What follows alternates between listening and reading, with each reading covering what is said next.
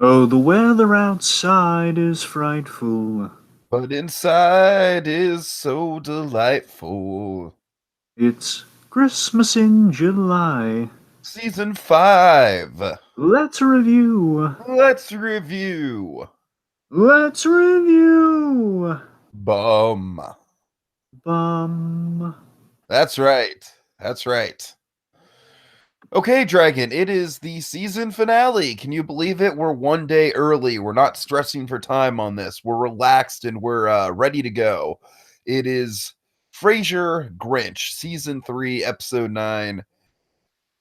Dragon, I really, just to kind of lay the groundwork for how I feel about this episode, it's definitely a good one. It's definitely a heartwarming episode. It has a lot of it has a really good moral. I think the final payoff is what really makes it stick, and I have a feeling is why you selected it, or a big part of why you selected it. That being said, Dragon, I gotta say, with the note taking in particular, I was a bit lost. Just You because mean there's just because there's so many characters in the show that I don't know. Like, just to lay the groundwork, folks, I'm sorry, Dragon. I hate to crestfall all the fans of this show. I've never really watched an episode of Frasier. Like, the most I've gotten is watching like bits and pieces of it on syndication. That's not to say it's a bad show. That's not to say it's not my taste. It's just to say for some reason it's just I've never had the time to actually check it out. I've never actually sat down and watched it. Usually given the choice, I've always been more of a Friends guy. Of course, we've talked about this in the Battle of the 90s sitcoms, Dragon, a hypothetical thing that didn't actually happen, but, it's kind of raging in our minds every day. right? Kind of the days of Home Improvement versus Friends. And all Seinfeld versus all the versus Friends you can think of. Yep, yep. So, Dragon, here's the dealio, buddy. You're gonna have to kind of be my Frasier guide. And I tell you what, I don't want to make any promises to the audience that we're gonna do this like imminently, like next year or anything, but when we do get around to Cheers, I will be your guide on that. I will be your spirit guide to Cheers because I know Cheers like the back of my hand, Dragon. Cheers is the place where everybody knows your name, as you know. Of course. So I'm sorry, just wanted to say that. Just wanted to hype that up. But Yeah, I had a feeling you were gonna work that like a Cheers reference in there somewhere. no, but with all due respect, Dragon, Cheers is definitely my show. I feel like Frasier is more your show. You know what I mean? Like, Cheers is something that I grew up with on Nick at Night, like much in the same vein as something like I Love Lucy or Gilligan's Island. Really, with Nick at Night, it was the big three, like those three plus the Munsters were the big ones for me with Nick at Night. I Love Lucy, the Munsters, Gilligan's Island, and Cheers. And so I definitely have a very strong familiarity with who Frasier is. Of course I know who his wife is and the backstory on that and everything like that. His ex-wife, I should say, And Lilith, that's of all still course. in canon. So basically, Yeah, it is. yeah, yeah. I got all that. Yeah. I mean, this is what happens after Cheers closes up. This is what So this is happens. a much, much, much more successful version of Joey. It is like the most successful version of Joey you could ever imagine. Essentially, basically, what if Joey turned into the next? Again, I guess the logical comparison would be next Cheers, but let's just say the next like Seinfeld, or like another '90s contender. Mhm. So yeah, like I said, Dragon, I don't think this hit me as hard as it could have, had I been familiar with this show. Obviously, I know Frasier, and I do know Miles, of course, just through the pop culture Niles, zeitgeist. What?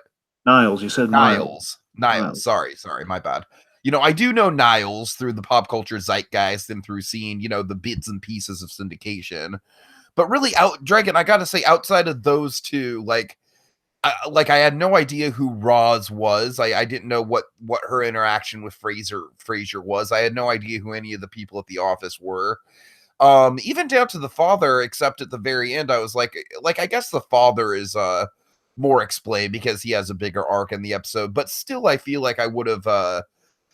I don't know. Like I said, Dragon, I feel like it's a shame that I didn't have time to at least kind of watch the season like leading up to this episode or something like that. Something like what we did with the Flash, where I really got a crash course in that. And I genuinely apologize for not having the time to do that, because by all intents and purposes, this seems like a really fun show. Dragon, I want to ask you one thing about the dynamic between the father and the two sons, okay? And tell me if I'm on point with this, all right? All Because right, this is all the right, first time I'm watching the show. okay. So what I'm getting is that the father is very much kind of like this blue collar, like working stiff kind of guy, this average Joe, like, he kind of sees the glass half full. He's kind of like this, this kind of like average working stiff kind of guy. And then Fraiser and Niles, both in their own way, are kind of like these upper crust elitist types. You're absolutely on point with that. See, Okay. I can lay out the whole like thesis statement in a minute here. Uh-huh. Anything else you want to kind of? No, I'm glad that I at least kind of have my finger on the pulse of that. Like that's the thing, Dragon. I do love the elitist yeah, blah, blah, blah, I can't talk. The upper class kind of elitism. Yeah, like the snobby kind of nature of Frasier. Like I feel like it's one of those things that puts some people off, but it's an acquired taste. Here's the thing. Here's one thing for me, Dragon. I feel like this episode was a little punchline heavy. Like it was hard for me to even keep track of it in my notes. Like you're gonna have to excuse me here, Dragon. I feel like my notes are a little more bare bone than they usually are, because I was kind of struggling, because the jokes were coming a mile a minute, which wasn't necessarily a bad thing, but I didn't really feel like all the jokes were landing. Like to me, I thought about 70% of the jokes were landing, which is still a good ratio, but I don't know. I don't necessarily think this is the best episode to just kind of like throw me into the deep end of Frasier with. However, I will agree that I have no doubt that this is probably the best Frasier episode, because, like I said, Dragon, it is worthy of being our finale, because it definitely has that kind of like big. I feel like this mirrors the Honeymooners in a lot of ways, and I feel like that's probably what you were going for. Am I Yeah, that right? was kind of the intention and kind of Uh-huh. how we began and how we kind of ended things. You're kind of going for like kind of a circular, secular sort of story, kind of reviewing story structure, I guess. It's like poetry; it rhymes. Sure. Okay, so without further ado, Dragon, why don't you get into your thesis for the show? So of course, I had a really interesting. Frasier is a show, of course. I think we've been aware, of course, if you know a little bit about Cheers, you've heard, of course, Frasier, the little spinoff. You can know the history of television. You probably know, like, you at least heard of Uh-huh. Frasier and Cheers and all that, and of course, like Family Guy, they've made a few gags. Uh, well, Simpsons and Family Guy, of course, are very dialed into both Cheers and Frasier. Specifically, The Simpsons, because of course Kelsey Grammer. Uh, he had he'd done Cheers for roughly 10 years, 11 seasons, but 10 years. Like that's kind of how the back in the '90s, that's kind of the seasons thing worked. Basically, if you do 11 seasons, that equates to 10 years. So the point is, Kelsey Grammer amazingly has been playing this Frasier Crane character for 20 years for both shows. I'm just saying, like 10 years apiece. It's 20 years consistently playing the same character, which is from 90 in the case of Frasier from '93 to 2003, and it's quite astonishing. Yeah, it really is pretty mind blowing. And of course, if anyone watches The Simpsons, and I'll admit I'm not a huge Simpsons guy, but I watched a number of episodes. Like, I haven't watched it from the I'm a beginning. classic Simpsons guy, Dragon, but I haven't been following The Simpsons in like literally over a decade. And I mean, one, folks, I mean, it's always there's an issue of taste, but I think the other primary thing is like The Simpsons going to like what is it like? It's 30th season. It's got to be It's near. literally it's at least on its 30th season, if not I at the 31st very at this least, point. I know it's past 26 seasons. It Oh, might be. no, Dragon. It's like I definitely think it's 30 this year. I know there's like a milestone, like there recently a Uh-huh. milestone of some kind like that happened this year. I don't know if it was like a season or like an episode, like maybe like the 300. No, it couldn't be. Dragon, I've been saying this for years. The only reason to watch The Simpsons now is for the Treehouse of Horrors. That's the only time I will ever watch The Simpsons. And here's the I thing. love the Treehouse of Horrors. So following that logic, they begin. You basically there's like a niche. Basically, I feel the Simpsons is kind of something so wide and expanding. You have like a niche in like a theme of episodes that you can get into. So for me, well, again, a lot of people like yourself, and many people like collectively, if they're going to dive into the Simpsons, usually they'll track it through the Treehouse of Horror. For me, I've tracked it through Sideshow Bob. Oh, okay. I can see that. That is a very compelling arc. So for me, of course, I do. I think I've seen. I think I've seen all of them again. No, I'm no, not caught up no. with. It doesn't say die, Bart, die. It says die, Bart, die, which is German for the Bart. The. God. So I don't know if I'm fully up to date with Sideshow Bob because again, all of, like the new episodes and like this, you can't keep track of it anymore. But I've seen like a number Oh of the, yeah, yeah. Sideshow Bob has gotten like really, really convoluted. To me, I feel like Sideshow Bob peaked with the Simpsons ride. Honestly, well, yeah, that was a good take on yeah. the Like show. honestly, for me, that's a good swan song for Sideshow Bob. In all honesty, So like that. my Like, okay, go ahead. Sorry. anyway, my point is, so of course, but the first thing I ever knew Kelsey Grammer from was Toy Story 2. He was the prospector in Toy Story 2. So whenever I think Kelsey Grammer, I'm thinking Mhm. prospector. And of course, beyond that, you have Beast from the X-Men, and of course, it's kind of a culmination of what you know in kind of the pop culture of Frasier Crane, but also Sideshow Bob from The Simpsons, and of course they picked Kelsey Grammer because they love Cheers, and as Frasier got started like a few years into him doing the character on The Simpsons, they incorporated Frasier into The Simpsons, like all the John Mahoney and David Hyde Pierce, the father and his brother, they were worked into the show. Like I remember, like one of my favorites of the Sideshow Bob episodes was Italian Bob. And again, over time, whenever you introduced the extended Sideshow Bob family, there's like a bit where like they're all in prison together, and basically they replicate kind of the Frasier dynamic. Uh-huh. Where and again, John Mahoney being kind of the most down to earth of the Sideshow Bob family. So I guess so. This year was very important for Frasier. I had never watched Frasier consistently. Again, I still haven't really given Cheers like that. I haven't binged Cheers yet, which is like, at that point I binged Frasier this year finally. That was always been in the back of my mind. I'd never gotten to it, but unfortunately, John Mahoney passed away this year. Cheers is gonna be a fun binge, Dragon. Yes. So, so John Mahoney passed away this year. John Mahoney, I knew from the Iron Giant. He was the general from the Iron Giant.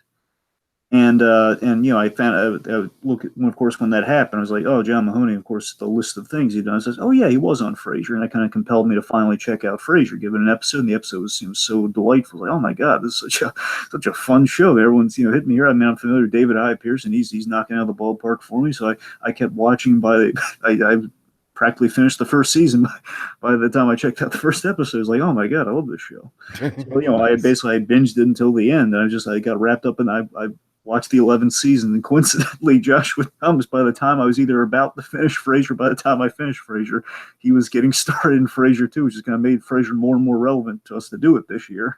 Oh yeah. So yeah, so the premise of Frasier, quite simply, is it's set after Cheers. Yeah, I believe now again I haven't watched Cheers, but what I understand, it directly connects to the end of Frasier Crane's arc in Cheers, where he was in private practice when they were doing Cheers, and a lot of earth-shattering events had happened to Frasier during that show, where he had a divorce essentially. He and his wife were on the marital rocks, and it Oh ended yeah, with Lilith was like a big thing in Cheers, Dragon. You get to see like the big origins of Lilith. Like I know that like Lilith, correct me if I'm wrong.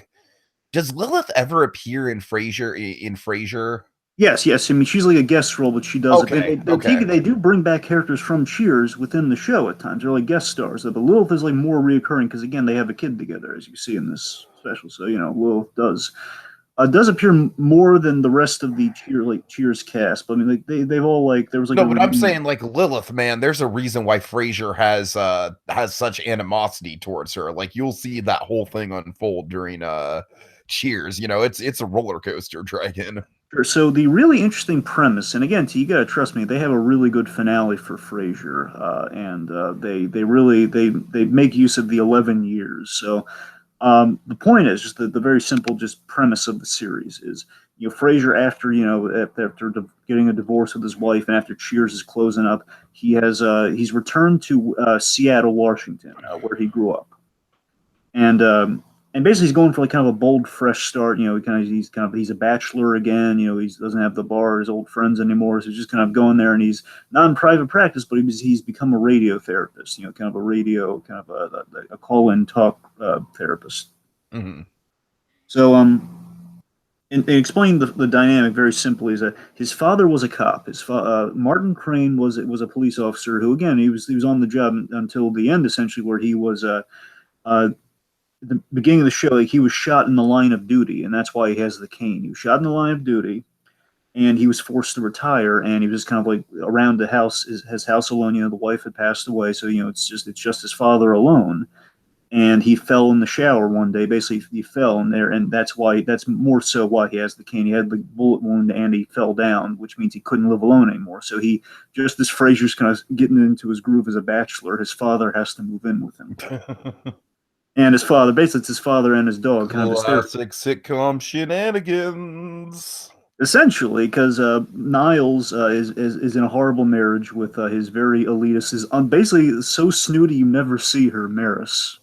Oh, okay. I'm sorry. That was the person that I was thinking of that you never see, Dragon. Oh, well, yeah. So yeah, Maris you never Yeah, see. yeah. Maris you never see, but Lilith you do. She does show up. Okay. I'm sorry. That's I knew there was one character that was kind of like this big off-screen drama. Okay.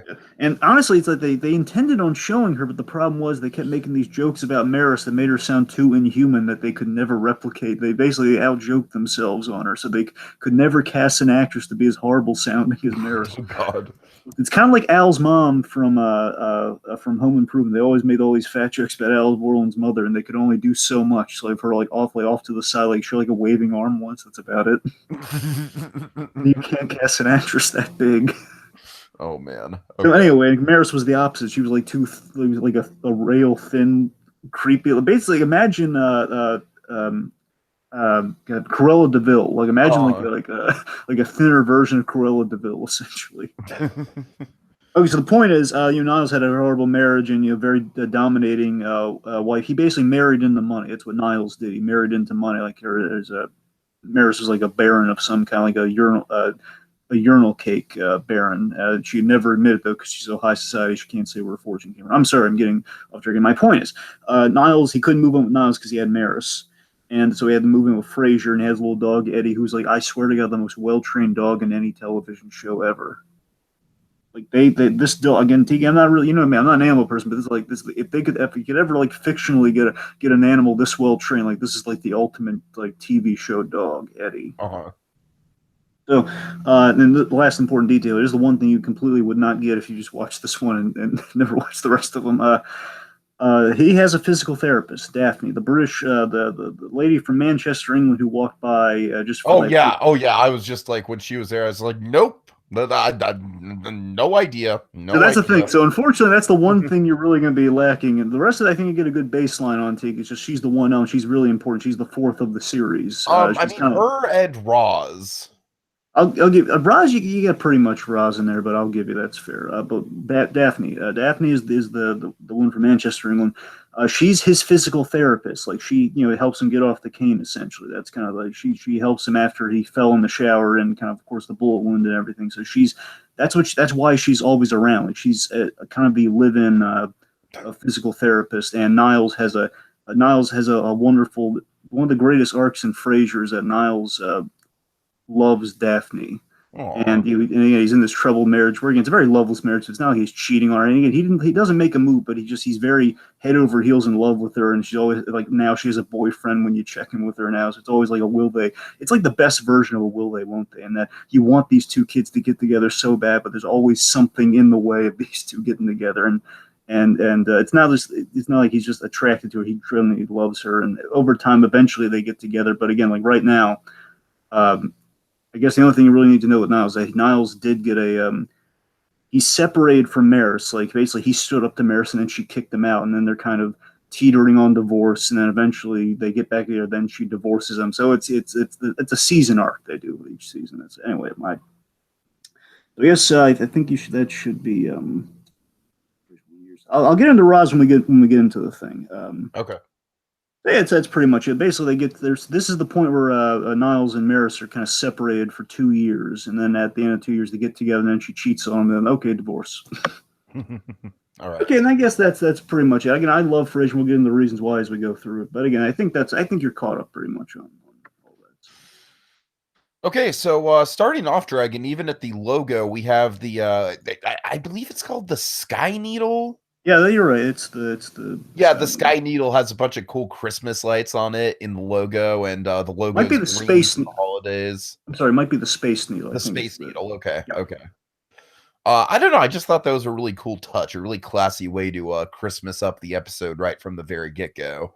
the cool thing is Frasier does approximately a Christmas episode a season. Again, around kind of the mid-season point, when you go on the holiday break. So there's always like a holiday episode, and they always do stuff like that when they do that. Nice. Okay, so Oh, we start with Niles and Frasier. Niles is just like, is it just me or are the sidewalk Santas getting a little pushy? And Frasier's just like, well, now, Niles, tomorrow's Christmas. I suppose that there's going to be a drop off after that. so two things. Um, one, there. This is the regular. This is like one of the main sets of the series here. They I always go to figured. This is like a fancy. It's This is not just like basically their central perk. essentially, but it's like basically this is the upper crust central The perk. upper crust central perk. I Seriously, they love it. I deemed love it. seriously that's what they. This is Cafe Nervosa, and Oh god. Nervosa. That's wow. Wow. Oh, Dragon, just the classiness is just wafting off that name, man. Wafting. Yes, but I'm sorry, what is it again? Say it again for dramatic effect. Cafe Nervosa. Oh gee, wow. Cafe Nervoso. Oh wow.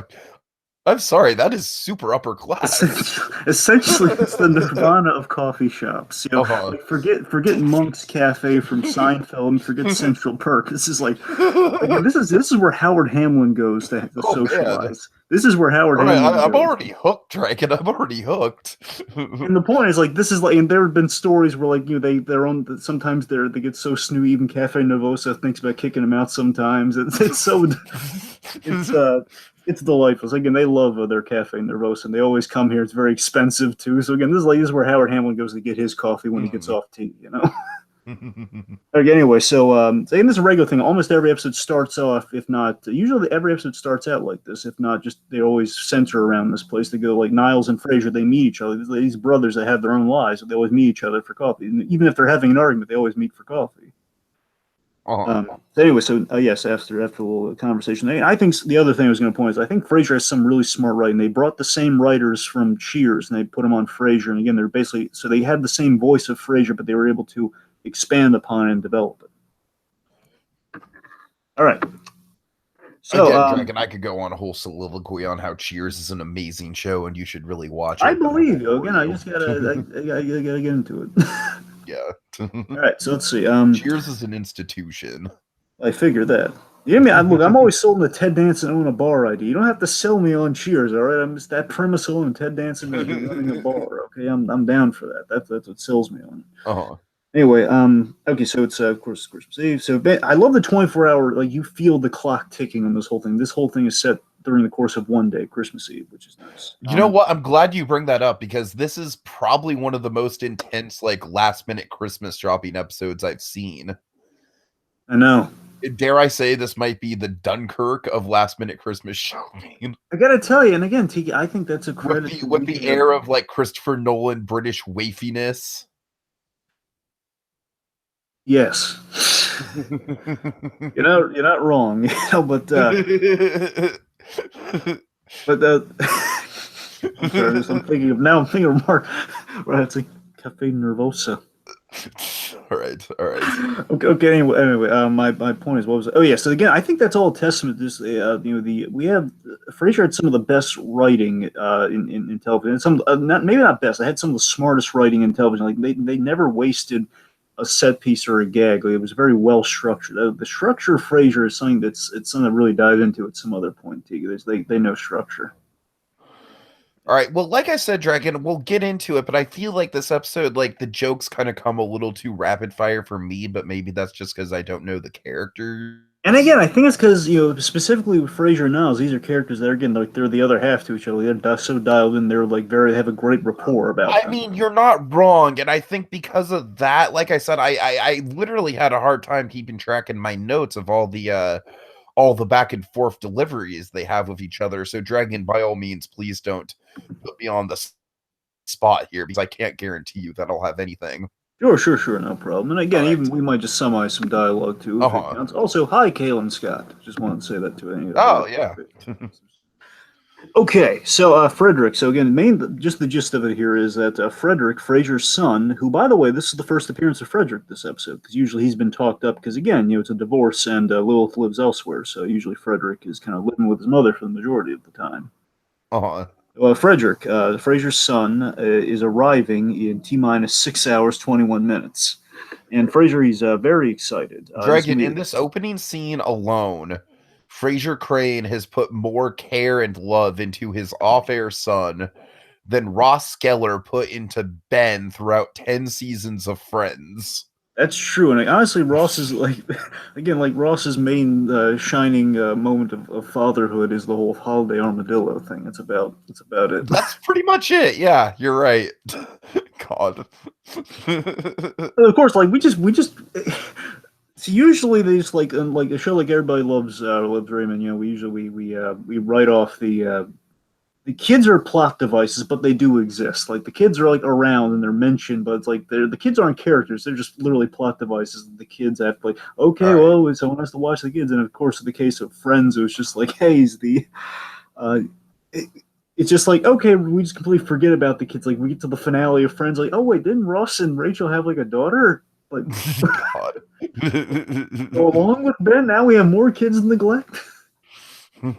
All right. Anyway, Anyways. yes. So Frederick is coming to spend. Of course, Niles is like talking to himself. Oh, first Christmas with Daddy. It's going to be a big. They must have visions of sugar plums dancing in his head. And of course, we take a lot of shots at Lil throughout the series. By the way, we're first saying, Well, like I said, "Oh, Dragon, if you see Cheers, you'll get the whole story on well, again, Lilith. Tiki. I've seen the show. I mean, they've talked Uh-huh. up the history and everything. So I've got a scope of the severity of Lilith. I'll see it when I watch Cheers. Believe me. Sure, sure. Oh, it says, "Oh no, Niles, Lilith." Lilith doesn't allow sweets. It's probably visions of Brand dancing in his head. I can't get enough of. Again, I've always been a admirer of Kelsey Grammer, and I got to tell you, watching Frasier's made me love him even more. And I watched a bit of this drama that he had done. I think it's called Boss, which is Yeah, kind of. that looked like a total Breaking Bad ripoff. I don't know. I don't know when that got started. I don't know if that was like just Oh, it was coincidentally. definitely post Breaking Bad. I only watched the first episode because he was good in it. Just the rest of the show seemed like, yeah, we're just going to be trying to stretch the plot lines out. That's kind of what it reeked Uh-huh. of to me. But again, he had a good stick in it. I don't know. But the point is, like, honestly, that and just Kelsey Grammer period. I got to tell you, too, for my money, and again, I'm sure there's other actors out there too who might be good for this. But for me, Kelsey Grammer would be my pick for Lex Luthor. I got to be honest with you. Ooh, yeah, I could see that. I mean, he's honestly to me what I think the perfect choice for Lex Luthor is. If we ever had to redo him and do him better than we did before, it's like you need like a that area like, guy who's smarter than you and can also be menacing, but also have kind of that almost Gene Hackman light levity and No, cleverness no, to no. him. I definitely think he has that Gene Hackman charm to him. Yeah, I think you're right like there. that's how you recapture Gene Hackman without doing a land deal again. Uh-huh. Okay, so let's all right. Okay, so Visions of Bran. Let's see. So Niles is hopeful. Again, Niles is side of the holidays. He's hopeful for a reconciliation with Maris by New Year's because that's the thing. Like Daphne's dating someone else, so he's not. That's why there's always something in the way, so he's not reaching out to Daphne. So the point is like he's hoping that like oh my, he's always back and forth like oh my god that I stood up to Maris and she kicked me out. Was this a horrible decision? Not so he's always pigeonholed by Maris in some way in the beginning of the series here. Hmm. So basically, he's thinking that he's going to be able to reconcile with Maris by New Year's, and of course, like really, Niles, is that going to happen? And basically, Niles is completely delusional here, but he's saying, "Oh, I think she really wants to. I think she really wants to, Frasier, because I she said the only gift that she wants is an abject apology. And Well, that you're going means to give it to her, aren't you? Au au contraire." contraire. Au contraire, I'm not. I told her I wasn't going to, and I heard the respect in her voice. Oh man. Came in loud and clear, especially through the massage table. I can't say enough nice things about David Hyde Pierce in this show. By the way, we've always I think you and I you like David Hyde Pierce too, right? I really do like David Hyde Pierce and the few things I have seen him in. I haven't he doesn't get enough work. You know what I mean? He seems like Because I one of mean, those guys that's super talented. like right off the bat, I'm thinking something like there's Osmosis Jones, of course, with voice work, and Abe Sapien, the first Hellboy movie. That was David Hyde Pierce. Yeah, honestly, it's mostly voice work I know Yeah, him from, Dragon. It's of course we have oh god, oh shoot. Oh, help me out here, Dragon. I you feel got to like give he me was something here. I feel like he was in like a Disney movie or something. Oh yes, he was in Treasure Planet. He was Oh the yes, kind of of course, Dr. Doppler. Yeah, yes, and he was yeah. great. No, he was wonderful, and he and Emma Thompson they were fantastic. That wasn't even what I was thinking of though, but Well, the point is, David Hyber, he's done he doesn't do enough live action roles for my taste. Like, he doesn't. He's never. I uh, don't think he's ever. I think he's rarely ever led a movie. I think it's a crime. He's honestly, I such could a see bad him killing it in like a subtle, like Breaking Bad style Well, drama. here's the thing. He does a lot of theater, so my guess is that's Ooh. why he doesn't do a lot of live act. He's done a lot of theater, from what I understand, Uh-huh. and that makes sense for him. But anyway, I'm getting back on point here. Sorry about that, folks. A lot of David Hyde Pierce nostalgia. Okay, so basically, again, Niles is clinging to hope with like a reconciliation here. So Roz drops by. Now Roz, the gist of it is Roz, like she assists Fraiser on the radio show. Like she's the one who operates the booth and like kind of she fields the calls, like the callers who Okay, call in I mean, usually. I got all that. My question is, how is she linked to Frasier? Is there a past between them, or are they just kind of mutual friends, or what? Oh, it's simple. It's they met at work. She was kind of paired with him, and they became friends over time. Like they have a rapport at work, and that kind of Okay, transfers to being friends. Like they've never, they're not romantically entangled. There's good friends, and okay. but the gag is, and the running gag they reference here, and this might help you out here, is that Roz is very easy. Let's say she was very she had an active social life. Let's say she had a lot of one night stands with men. Uh-huh. So and again, they did an arc with that. So eventually, she kind of grew out of that. But it was like famously what she was kind of. It's that's why they take a lot. Niles specifically. Niles and Roz always had like a cantankerous like they were okay. They weren't like enemies or anything, but they always like took pot shots at each other. Like they always took shots at each other. That was kind of their like meathead and Archie dynamic. Yeah, sure, sure. So, let's see. So, Roz drops by. The last you mentioned it. Yeah, I love this foreshadow in the writing here. She's dropping by after her own last minute Christmas shopping, warning of the dangers of last minute Christmas shopping. Of course, I never know what to get the men in my life, and of course, Frasier. Again, this Frasier. Like Frasier takes friendlier pot shots here, but he won't spare it. But he'll always be nice to Roz here. He says, "Since when?" So, so let's see. Oh yes, okay. So Niles, he's paying for the coffee. Usually it's like one pays one time, and the other pays the other time. It's usually kind of the handoff goes. So he like hands the barista the card, his credit card. Roz is making some small talk with Niles. And again, Roz always mocks Niles, and Niles always takes shots at her of her easiness and with men. So basically, she says, "Well, Roz, I haven't told you. I haven't told a lot of people this, but Maris and I we're getting separated." And Oh my God! I had no idea. I can't believe no one told me. And Fraser calls her and okay, Tallulah, that's enough. Tallulah Bankhead like say, okay, the performance is done. We got it. So okay, anyway, so barista comes back and barista tells Niles that his card has been declined, and by law she has to snip the card, like in real dramatically has to snip the card, like I know, no. right? Like, how would you feel if this happened to you, Dragon? I would say, come on, I like that card. What are you doing? Like, I have a Disney card. Come on now. No, I do have Disney cards. Like I have my Toy Story 3 card. I still Dragon, have him. like everyone I know has a Disney card for the most part. What can I say? It's like, why have a regular credit card when you I mean, can I have like Disneyfy it? I have Disney cards for the Disney store, and I got like the Oh my Disney God. card for the like on one of the credit cards. I have like the Toy Story 3 Buzz and Woody logo, so I still kept it on there since. Uh-huh. Anyway, let's see. Anyway, so okay, card is snipped, which means bad news for now, is because Maris was his co-signator. It's like kind of like a co-sign. Basically, she co-owns all of the stuff, and again, she makes the money. Basically, all of Niles' money comes from Maris and her family. So Niles has no money now because basically all of it's not just his credit cards, his bank accounts, and as Niles is like calling the bank to kind of set things straight here. And my phone service, it's like 90s style giant cell phone. Like, nope, can't do that. Right. So Niles is in some deep doo around the holidays. Like, oh no, my money flow has been interrupted. Basically, Maris is trying to pressure him and like kind of kowtowing and apologizing. That's kind of Maris's like kind of hold over Niles, which is it's unfortunate, but again, things work out for Niles. Trust me. All right. Okay. Okay. So Frasier's at his radio show. He's talking with Bob, and Bob's got a dilemma, Oh, Dragon. by the way, fun fact: Frasier has tons of guest stars, especially ones who call in like you'd never know unless you looked Okay. into it. So Ray Liotta calls as Bob. Oh, Ray Liotta, really? Yes, right. They have tons of really famous guest stars who Nice, either appear on nice. the show or call in. The bigger ones call in, to be frank. Ray Liotta calls in, so All Bob right, so calls he's in. got a dilemma. He's supposed to be flying home to Newark for Christmas, but in the next gate, there's a flight to Maui. And it's Dragon, I calling gotta to him. say, man, that speaks to me, buddy. That speaks to me. That would be the dilemma I would be in as well. I'd be like, it's so tempting.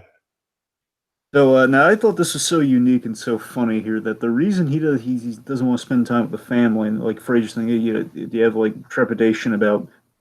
And again, basically, is what he does. He kind of feels like Frasier gives a really like a really good like from a therapist perspective, he gives like a really good he gives really good advice on there. They always write in good advice, like advice you would actually probably hear. And in this case, he's saying, "Well, I know being around family in the holidays is tough." And he says, "No, no, it's not just that. I mean, I can talk and it's fine. It's just they only want to talk about turkey. Like, when did you put in the turkey? How long did you put it in? Like this many hours?" It's always literally, it's not talking turkey. It's talk about the turkey. Again, kind of relatable and very smart and clever. Yeah, and he's saying, "Oh, it's," and again, I can speak that to my grandfather. He's it's like the thing he lives for around mainly Thanksgiving, but even like around Christmas, so he lives for making the turkey. It's like again, it's like his MVP award. It's like he's the turkey is his thing. So So then so then Frasier and Roz kind of go into a back and forth on the radio, like, ooh, are those walnuts in the stuffing? Oh yeah, my god, I forgot to put the rolls in the oven. and again, basically they're kind of dissuading the tension for Bob here. It's a good device. Oh. So then basically says, "Oh, Bob, I hope you'll come to realize that we're all in the same gravy boat around the holidays." And basically, he tries to sell him on the family angle of like, well, I mean, imagine you're 6,000 miles away, and how you'll feel 6,000 miles away from from that family around the holidays. And he says, "You're right, Doc. I got a plane to catch." And and he says, Fraser is so smart. He knows exactly where, just based on that, what the guy's going for. He says, Nelly Kaliki Maka, Bob.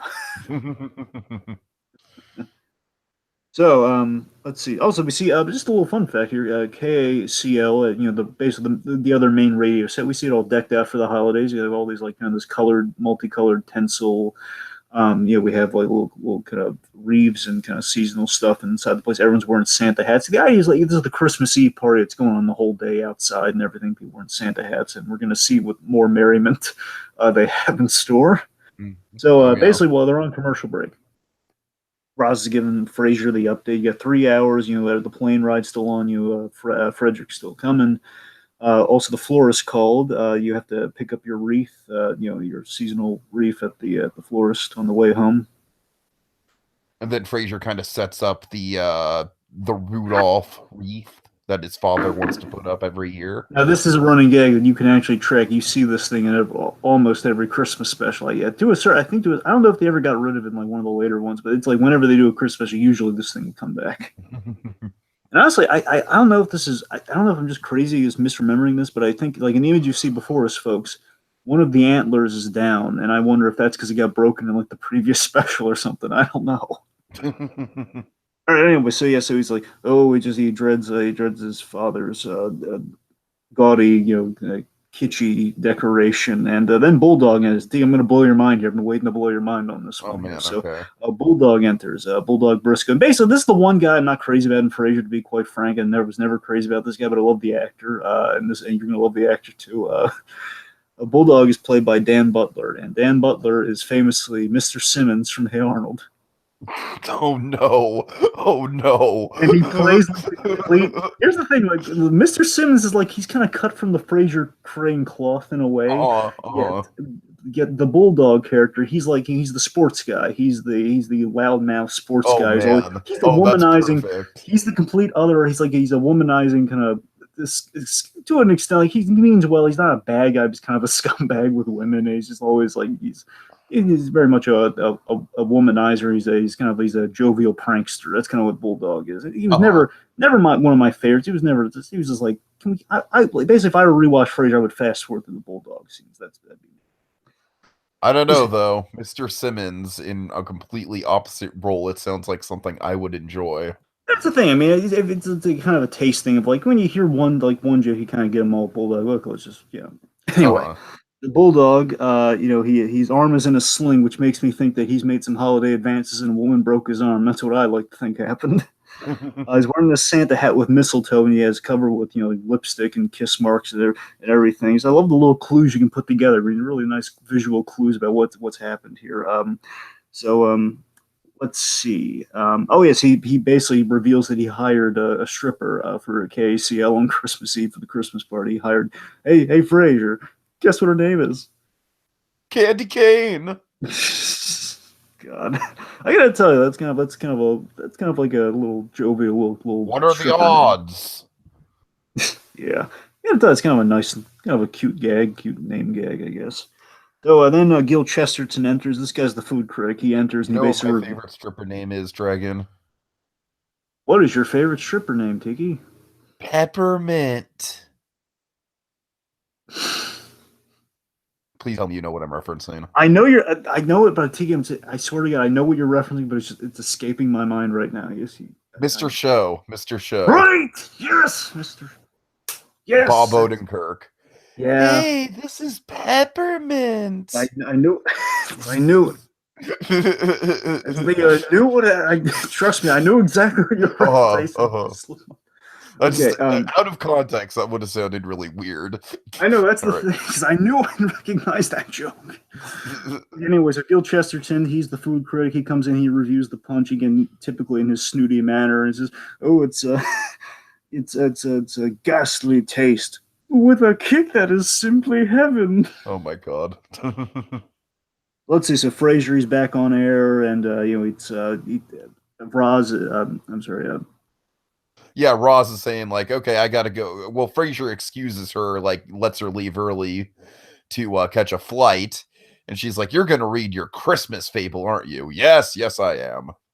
Yeah, but he loves kind of a tradition for Frasier Crane. He loves the really entertained. Basically, the guy's somewhat of a he loves the limelight in a way. Okay, Dragon, this is gonna sound kind of corny, but one of the reasons I've sort of loved this incarnation of Frasier is that he's almost like a podcaster before podcasting. I think you're right on that. Absolutely, he is very much like that's the thing. Like Frasier, hey, Dragon, because of that, I have to just like by default feel a certain kinship with that.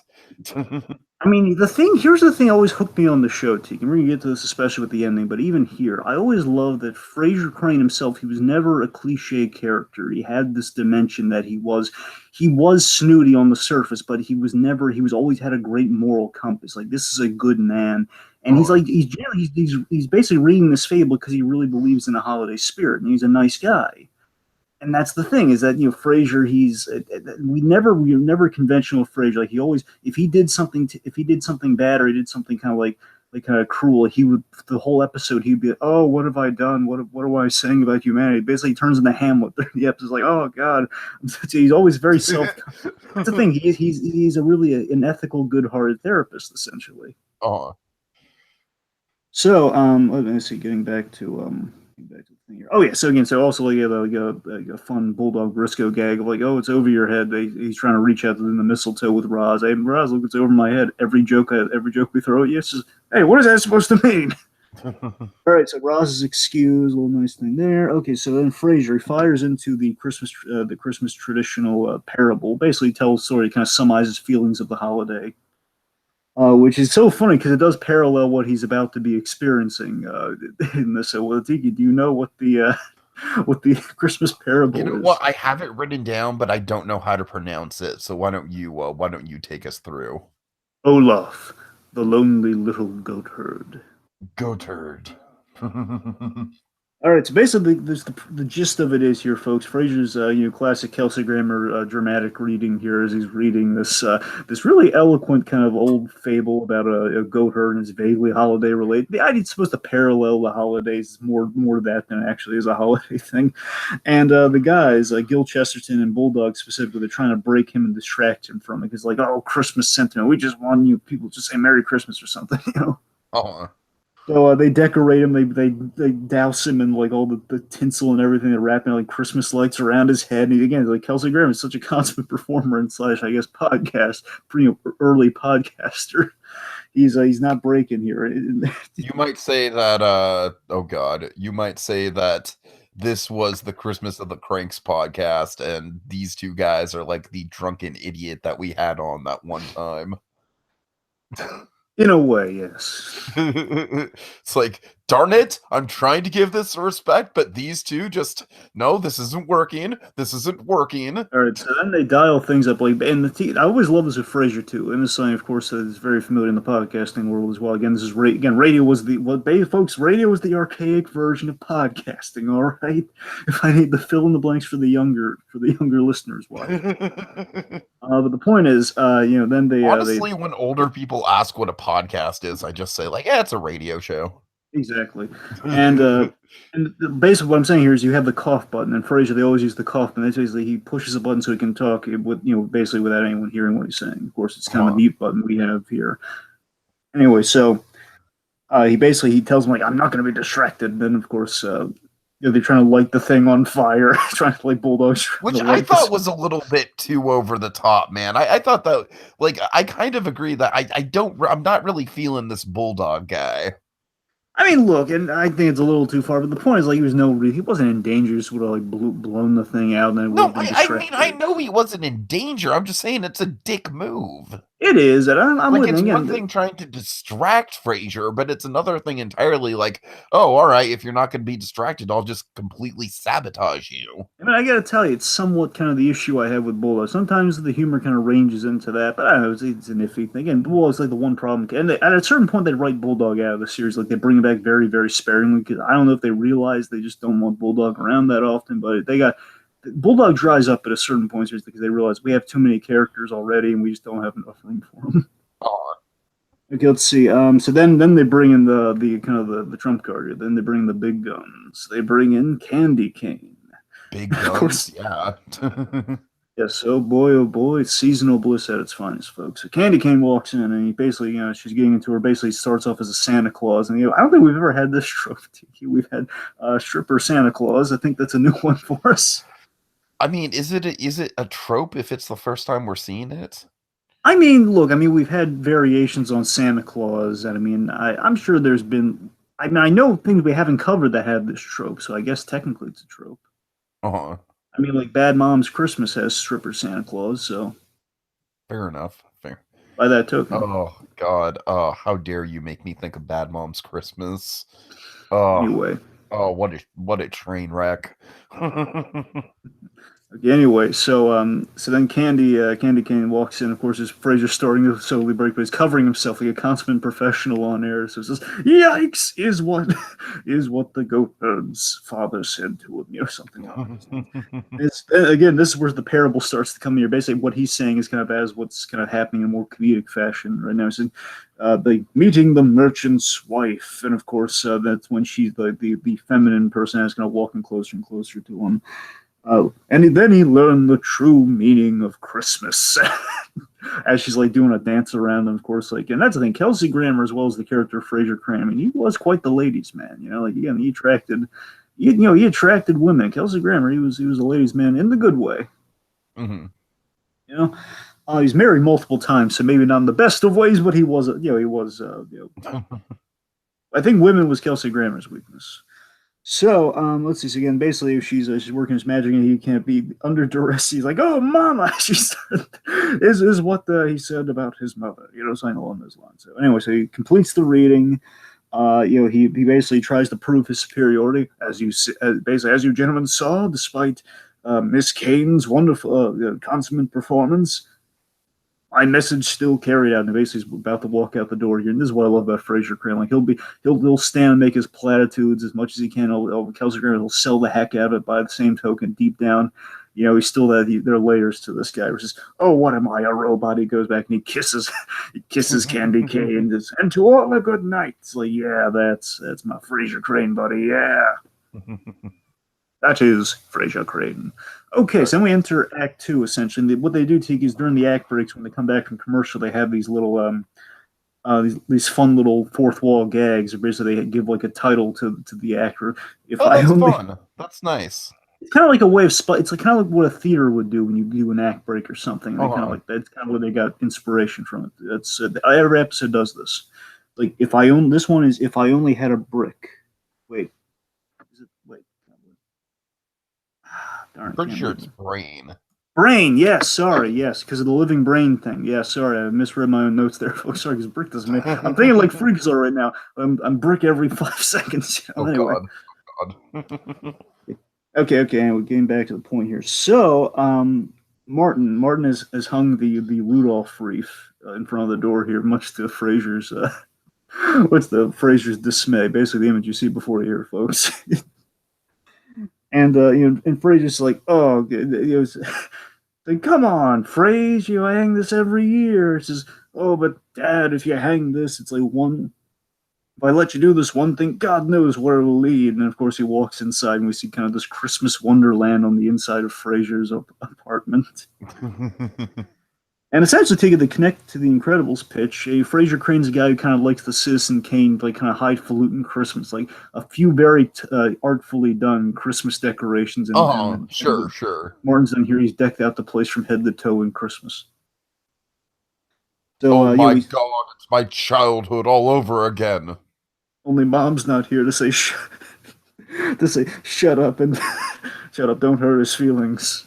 And by the way, just I forgot this. The idea is Frasier Crane's mother. That's where they get all the charm and sophistication from. She was like, I believe she might have been a scientist. I think that's what her thing was. Like she was the intellectual, and Martin Crane was kind of the down to earth blue collar cop. That was kind of where that's kind of what their dynamic was. So that's where they all got it from. Niles and Frasier got their eccentricities from their mother.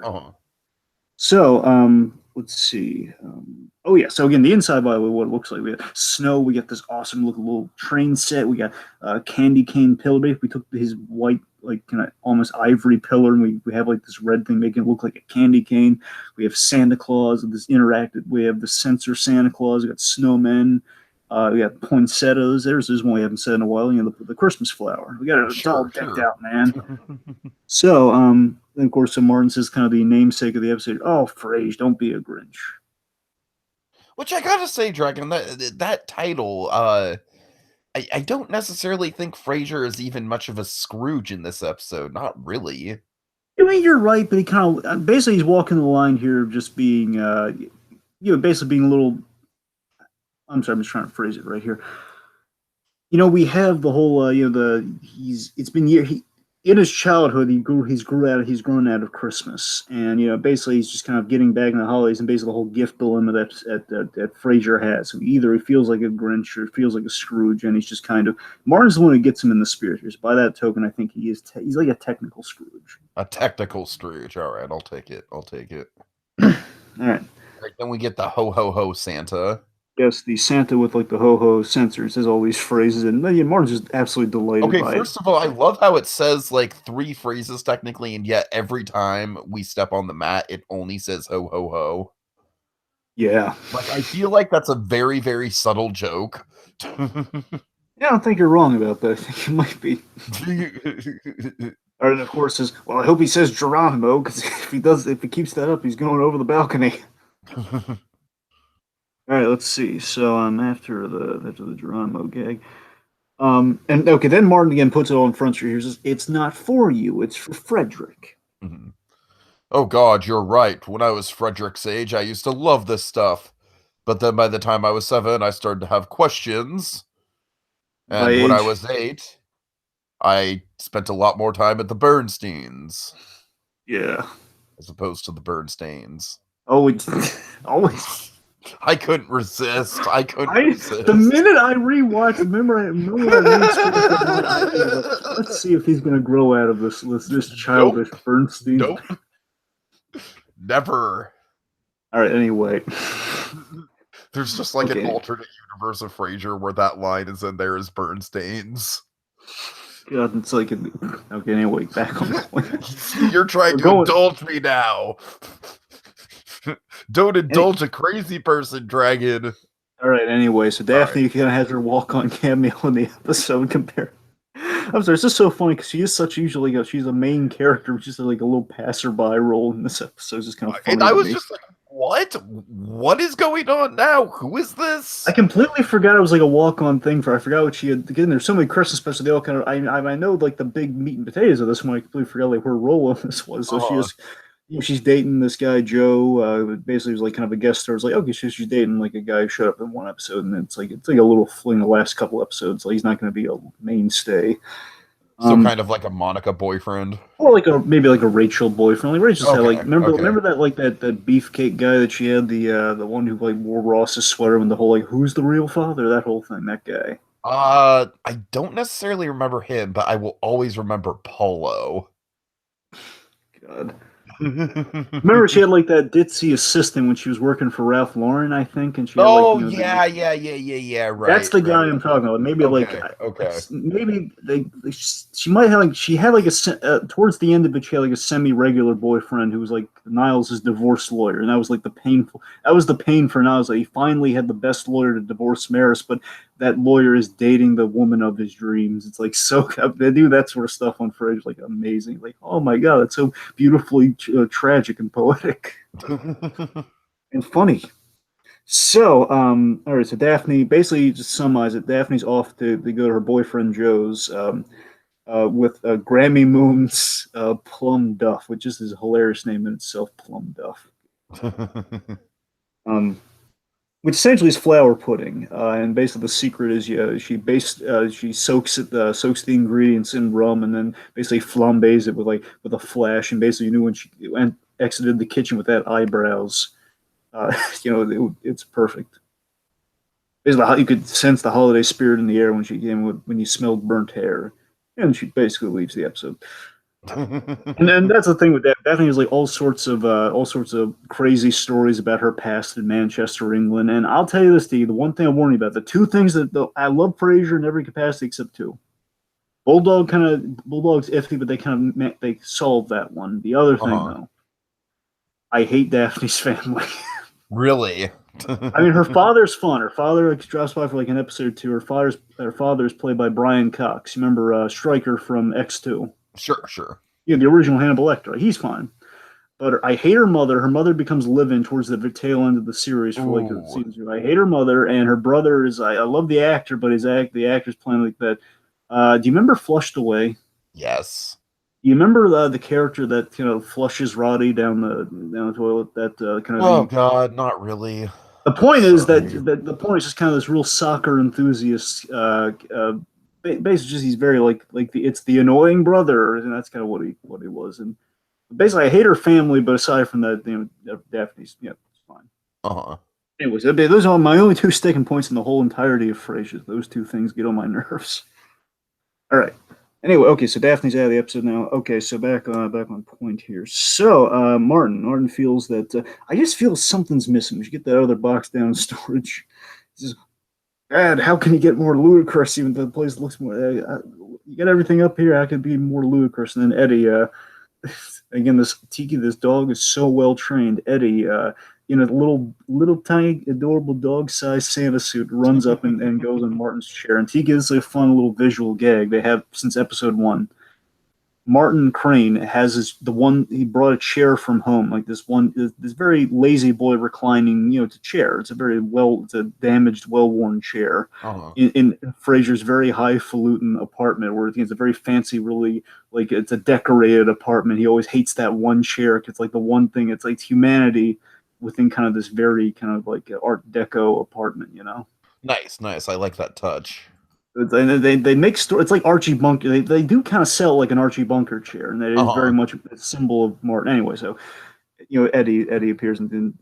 I don't want to bore you with all the Eddie stuff, so let's just. Please don't. So, right. The white hairs on his chin, I thought the rest of it just kind of fell into place, and that's the wonderful thing about John Mahoney. Just he's so pleasant. And he's taken it at his face, like he truly believes in the holiday spirit here. He just does not see the irony or how silly some of the stuff is.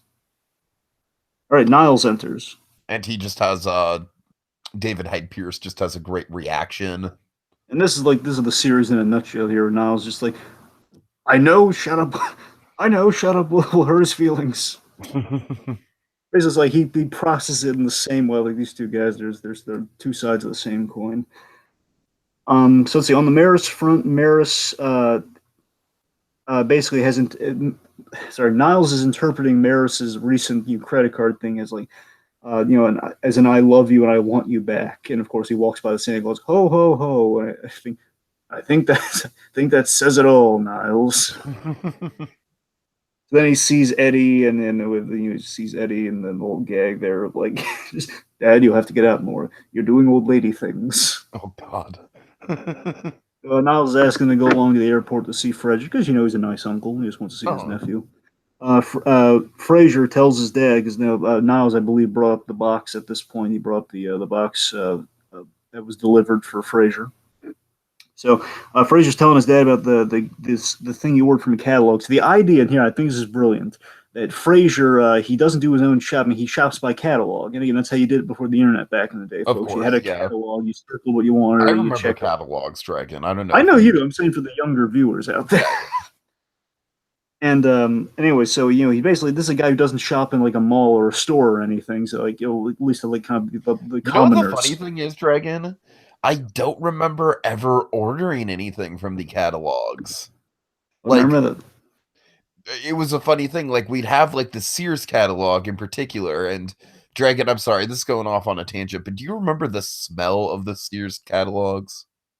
I wasn't really a Sears guy, but I know what you're talking about, though. You know what I'm talking about? Kind of like that old magazine smell. Oh, I know the old magazine smell. Sure, yeah. Yeah. Anyways, so I would remember like going through the catalogs and circling the things that I wanted, but I would never get them, Dragon. It was just always sort of like almost kind of like my grandma would be like, okay, like here's the stuff that we're not going to buy you for Christmas, but hey, just for fun, what would you like to have if we had more money? Yeah, see, what I have is I every year still I do in the Hallmark catalog I circle the ornaments that I want. Oh, nice. And certainly the ornaments I want. I remember back in the day, like the closest thing to a catalog for me as a kid was kind of the Scholastic Book Fair when you had like that, all those. Don't get us started. All right, anyway, getting back on point. So Fraiser. So Fraiser's ordered from a catalog, something from this store called Gifts for the Gifted.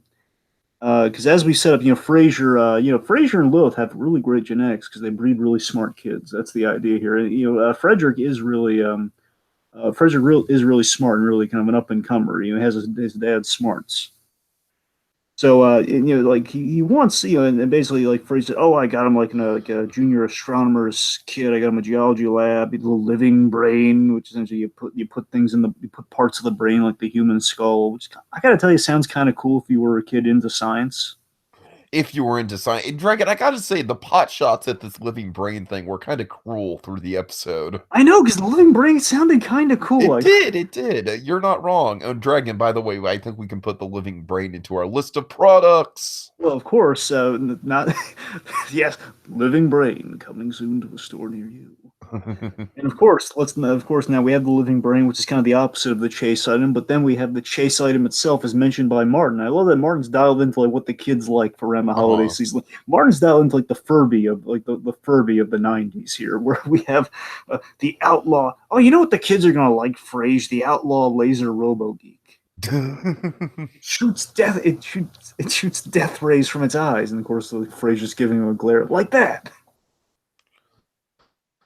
So Martin's advice is like, let him be a kid for a day, like the other 64 days, worry about his future. You get him a fun gift, and again, the good old Martin Crane. John Hunt is like an X factor for the show. He's the humanity. He's that grit that you really need for that show. Anyway, I'm getting back on point here. So Frasier, what does he discover, Tiki? He discovers that the big brain is in fact not there. but what is there in its place?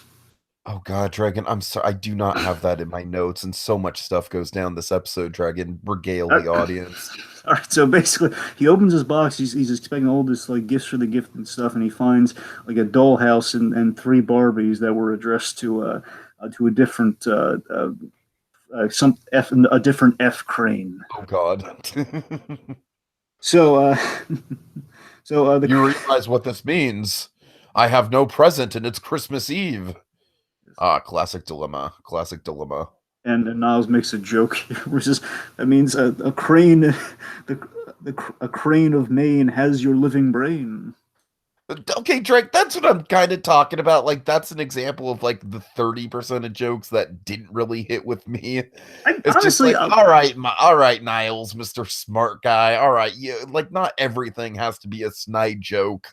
look, I'll give it. T, I'm going to give you that one as if you watch the show. Basically, if you're dialed into it, I think you're just going to say it's part of the course. I think it's one of those part of the course. Like it's the reports what Niles would do. Uh-huh. All right, let's see. So then, okay, so yes, Fraiser is panicking. He has an hour before Frederick's supposed to come in, and they have to go to the mall, and the mall's open a little later tonight. But still, There's there's no a way huge they'd make it through traffic, through Christmas traffic, and to the mall, and to the airport, Dragon. This is where the episode just goes into fantasy land. right. Well, to be fair, I mean the mall's. I don't know much longer the mall's going to be open, but yeah, you're right. They have to pick him up from the airport. So yes, you're right. I'm sorry. I'm just realizing No, as I'm I'm just saying, saying. like consider Christmas traffic, Yeah. consider parking at the airport, consider actually getting to the pickup spot at the airport, Right. then consider all the lines at the mall. There's no, you don't get all that shit done in an hour. That's fair. All right, Let's like see. it doesn't kill the episode by any means, Dragon, but I wish they would have kind of like maybe done like give it 2 hours. You know what I mean? Give a little bit of a parachute. That's fair, but in all fairness, though, we have to get Fraser to a point of desperation for the thing coming up because again, he has no time to search elsewhere. Sure. I know it's a Christmas miracle, Tiki. You just give it a pass. So he leaves. He passes the Santa Claus. Ho ho ho! Don't look at me. He said it. All right. So now we're at the now the next act is like a mall and the night and the nightly visitors and the night visitors.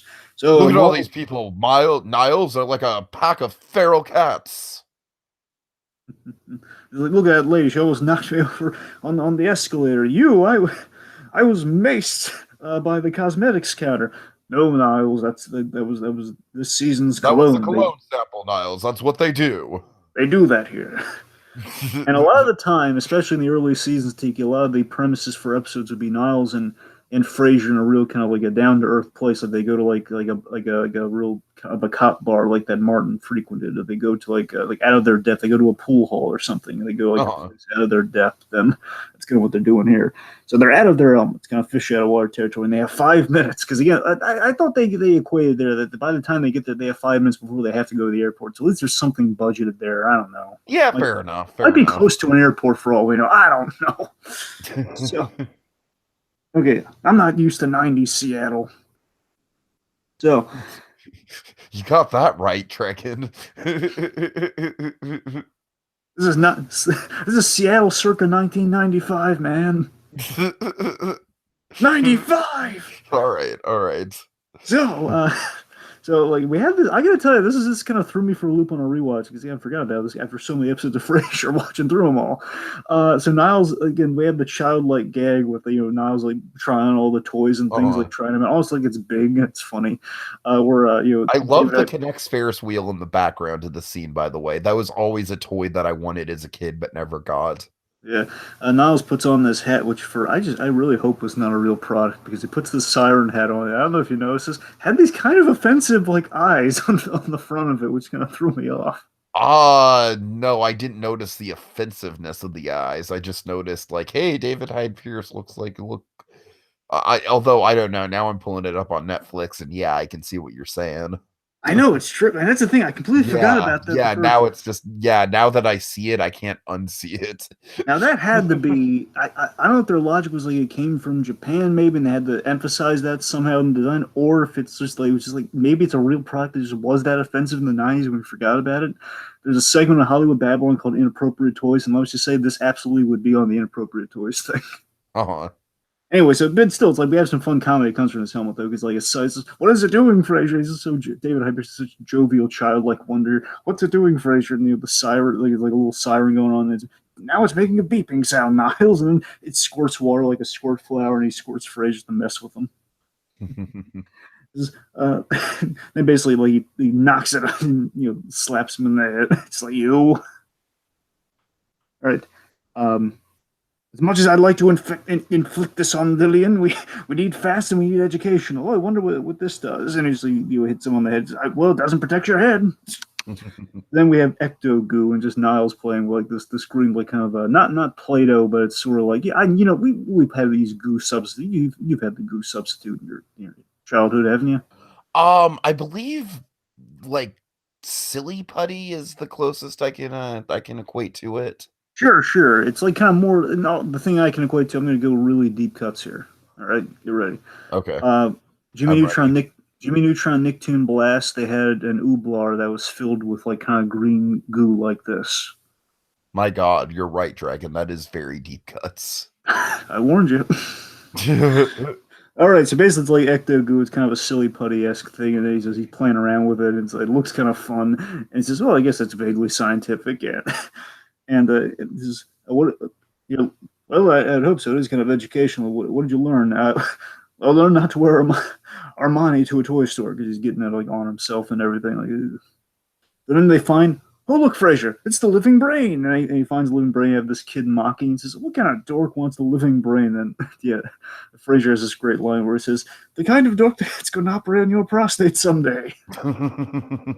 So then they find again it's on top of a shelf and it's awfully dusty, and they find it's dusty because it's like a display that's like the top of a box. It's like the box for living Womp brains. womp. Darn, it's so close. It's like who wants Booster? It's like one of those moments. Yep, pretty much.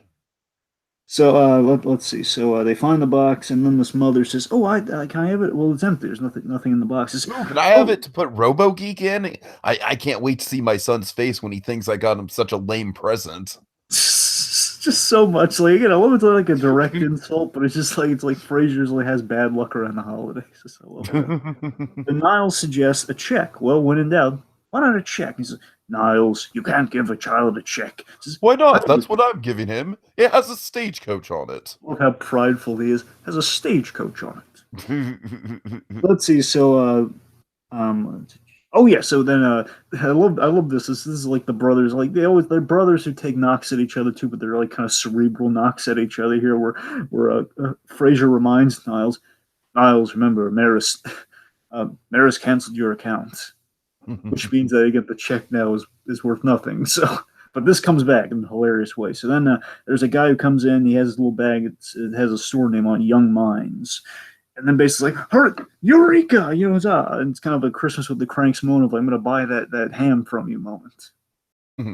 Where Frasier sees it like the solution to his problems here, and it's just like, yes, Virginia, there is a Santa Oh my Claus. God. I think it's honestly, I think it's my favorite line, and might be my favorite line. The whole thing, the way Kelsey Grammer so gleefully has this great holiday expression. Yes, Virginia, there is a Santa Claus. Like that's his jovial holiday expression.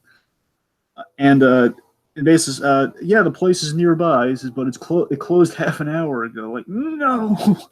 So basically, they want to buy it from this man, and the man sells him the bag. But says, well, seeing as it's Christmas, I'll sell it to you. He says, yes, and then he says for I gotta $1,000. say, this was a big misdirect for me because at first I thought like, oh, this guy's being so nice. Wrong. $1,000 for the bag, and again, I think this is like kind of a smart kind of guy here when he's realizing that these guys are desperate and look at how they're dressed. They're dressed very, very chic, very, very economist. So I can bilk these guys. Sure. Thankfully, there's a comeuppance here. There wasn't a comeuppance to be like, yeah, it was kind of it's like one of those all poor art guys got screwed over moments, but thankfully it all pans out here. So they have 20. It's like a 22-minute timeline here, and Niles is reminding 22 minutes until the if that tailwind picks up, just putting pressure on his brother to make a decision here. And I think David I. Pierce he's a timing god. TK, I just feel David I. Pierce's timing the series in Fraiser as a series it's flawless here, and this timing is like putting the TikTok pressure on him here with the timetable. And basically, okay, I have $300. May I write you a check for the rest of it? Well, it is Christmas, so sure. Then, and as Fraiser's walking out with the gift, is Niles, write the man a check. Of course, the gag is that check's gonna bounce, and it's like, well, that guy built him back, which is great. It's almost like a slipping Jimmy move. I love it. So let's see. So they have they check in with Martin back at the house. Let's see. It says, okay, well, I didn't get everything I wanted here. We got him a microscope, got him a chemistry set, and then a 5,000 piece puzzle of the Great Wall of China. And of course, Martin is this great what? That sounds like a cool, especially if it's like a 3D puzzle. You know, I don't know if it was 3D or not, but I don't think it is, but like I think a 3D puzzle of the Great Wall of China would be really cool. I'm just saying, I'm just kind of like willing that into existence. I actually have my mother. What she does, she's kind of a hobbyist at times, and she got into the kind of this puzzle phase, and she got these Pixar puzzles that she's put together and hung that I find very delightful. It's like kind of hanging on the wall there. It's like, oh my god, it looks great. It's like this picture, like all the Pixar movies, like in puzzle form. Fun fact. Okay, getting back on point here. So, yes. So, well, maybe I'll have fun with the boxes. So, Niles brings up. Oh yes, Niles brings up the last box from storage, from storage downstairs, and the box has like these Santa legs. It's basically like around Halloween, you have like these limbs you like lock in your trunk, and essentially you have legs that you put around the chimney. So if the kid got a peek at Santa, it'd be, oh my god, they're Santa's legs. God. So, let's see. So then it's just, oh yes, I remember that fueled many Christmas nightmares when I found them under your bed one day. Let's see. So they find. They also what it would. Tiki, what do they find in the box? What's in the box? I don't know, Dragon. I meant just generally, but they find past gifts from. Right. Yeah. Again, this is kind of another everybody loves Raymond idea here too. Like you find all these gifts that basically you can never get your parents anything that they're going to want here. Basically, all the gifts that Fraiser has given Martin in the past, he's never even opened them. He's never worn them. Like they're still in the boxes and everything, and he's stored them in this box here. And they're finding. I wore this one. This has the tag on it, Dad.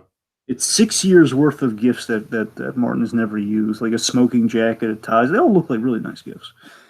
And again, this is a really sweet scene. This is the home. Again, to me, take this to the end is what I love about Frasier. This is like you have these heartfelt moments while I have all this comedy, where Martin feels really genuinely bad, and you have like really good acting coming out of John Mahoney here, where he's confronting Frasier with the heart of the matter here, where it's like, Frasier, it's just that you pick gifts that you think people should like, but not gifts that they actually would like. Mm-hmm. And this is, well, I thought you might like a change. I love the vulnerability in Kelsey Grammer here, which is, well, I thought you might like a change. And he says, well, remember when I bought you that baseball, and I was going to get you that baseball and mitts and everything, but I ended up getting you a microscope because that's what you wanted. And he says, oh, yes. And Niles brings up the anecdote of like, oh, I remember when we went to that baseball game and you used that microscope to look for rat hairs in his hot dog. And it's, Christmas isn't a time to mold people, Frasier. He says, I think I know what's good for my own son. Then Frederick makes his first grand appearance in the series. Yeah, kind of like randomly. Yeah, because he mentions that he's getting ready for bed, and he pokes his head out of the episode. He runs up and like, "Hey guys, I'm here, by the way." Yeah, well, again, it's that 24-hour thing. We don't waste any screen time here because Frederick is around. We got to show that in 24 hours, all Christmas Eve.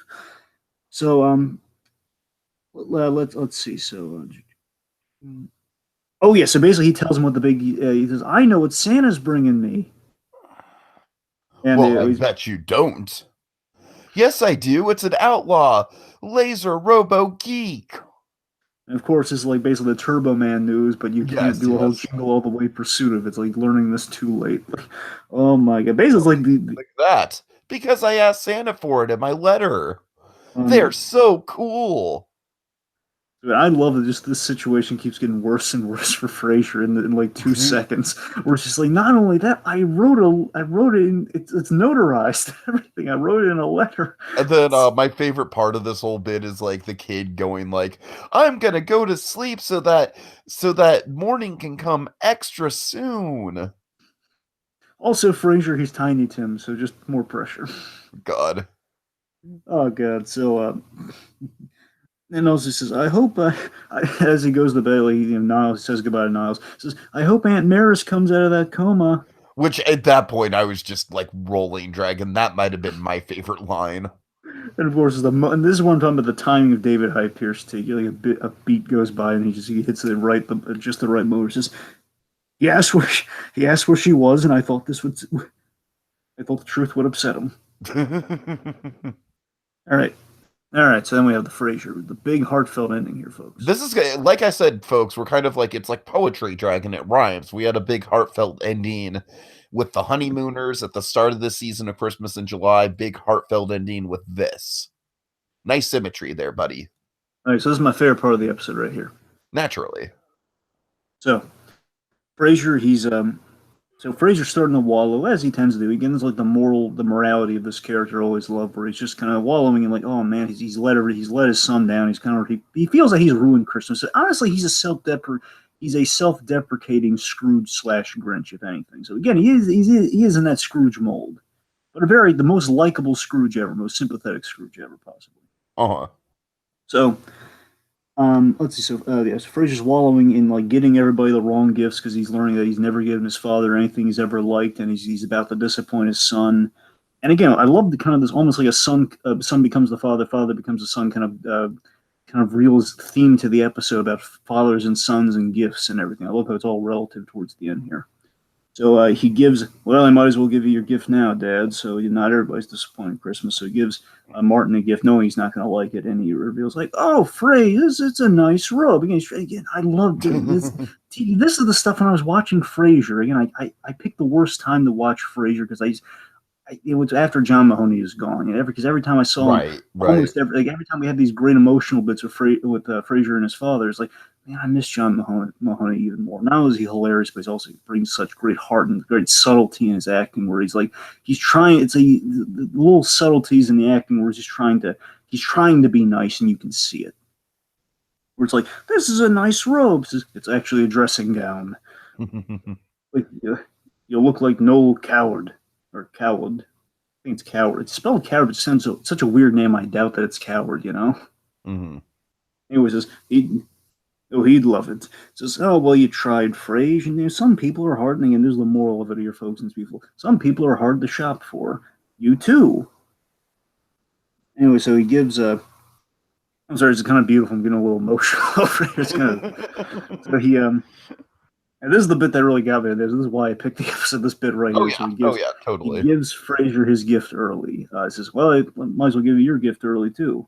So, Frasier again. This is the beautiful. Frasier's kind of sitting, and I love that Martin's standing. Frasier's sitting in a chair. It's a very kind of defeated atmosphere, and it kind of gets to like a standing, uplifting part momentarily, where it says, kids always know what they want, and he says, yeah, they do. Kids always know what they want. Adults, they have no idea what they want.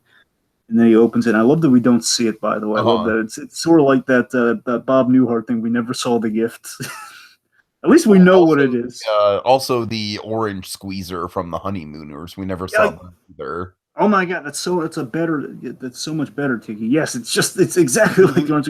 We open the box and we don't see it there too. So it's like, and then Kelsey Grammer brings it home like, oh, Dad, Merry Christmas. My very own laser robo outlaw geek. My own outlaw. It's just what I wanted, Dad. My own outlaw laser robo geek. And he says, oh, are there batteries in, like, for a moment he gets a little panicked. Are the batteries in the, does it come with batteries? Batteries are in the box. The idea that Martin also, Dad. Dragon, I love that. I love that little moment of that detail, that brief pause. Like the batteries. To me, I read it that Martin went out of his way to get batteries to put in the gift too. Uh-huh. That's what I read it as. Like it didn't come with batteries, and he just made it perfect for him. And gee, this is such a beautiful thing that Martin has done for Frasier. And they hug, and it's a beautiful ending to a beautiful little story there, where it's just like it's kind of the Christmas story thing, like the one person you didn't count on, the one person you didn't ask for the gift, like the one Sure, thing you sure. never expect. And again, the fact that Frasier could never get anything to satisfy again, like they're it's the premise of the show to get it's like the father and son coming from two different worlds almost. And the fact that his father, while he is not exactly on Frasier's level, and again, it's not saying that Frasier's better than anybody. It's just the fact that they're different, and the fact that just infinitesimally in all the ways that could they're never going to match up in life. It's just like in these little fleeting moments that Martin Crane, this blue collar guy, came through for his son and saved the day. He saved Christmas, where Frasier feels he wrecked Christmas. He feels like he's Charlie Brown, and he hung the bulb on the tree, and it's killed Christmas. It's like I've killed it. Martin's the guy. He's patched. He's like the rest of the Peanuts gang at the end of like patched the tree up and put Linus's blanket around and fixed it and everything. He's saved Christmas, and it's beautiful. And then we have like and this is another Frasier stamp here, the post credit thing where we always have something going on as Kelsey Grammer sings the end song. Oh, nice, Where nice. we have Martin trying to take Eddie for a walk, and Eddie won't leave until he takes off the hat and the Santa suit. And he just darts out the room. Well trained dog. I love that dog, man. Yeah. So, yeah, that's the episode. Okay, Dragon, do you want to do kind of reflections on the season as a whole, kind of, and build up to our final thoughts on Frasier? Sure, yeah, let's do that. Okay, so of course we started with the honeymooners, and this will be kind of quick, like, make a couple sentences a piece on these, all right? If you have them listed in front of you, you know what Yeah, I have them listed, yeah. you lead us through them. Go Okay. start. So we start with the honeymooners, which I gotta say, Dragon, even after all the ones we did, that might still be the best one just because of how vintage Christmassy it was and it had such a good message to it. It was my first taste of the honeymooners, but I feel like I'd been watching the show all my life. Yeah, it was just it had that sentiment, it had simplicity and sentiment to it, and again that fourth wall break at the end is just it's dazzling and dripping with holiday cheer, and I loved it. It didn't overstay its welcome. It didn't convolute things. It was direct and to the point, and just kind of celebrates the season. It was a good one. All right, Rick and Morty, Anatomy Park, honestly, probably the weakest one of the bunch, if I'm being honest. Well, of course, in the grand scheme, it's more just like the sci-fi. It's more a Jurassic Park episode than it is Yeah, I mean, folks, this was like our kind of like, our is tie it? into the Fallen Kingdom. Well, yeah, but more so, I feel like we do this every year. Like last year was the Nutcracker, where it's like, is it really a Christmas special though? Yeah.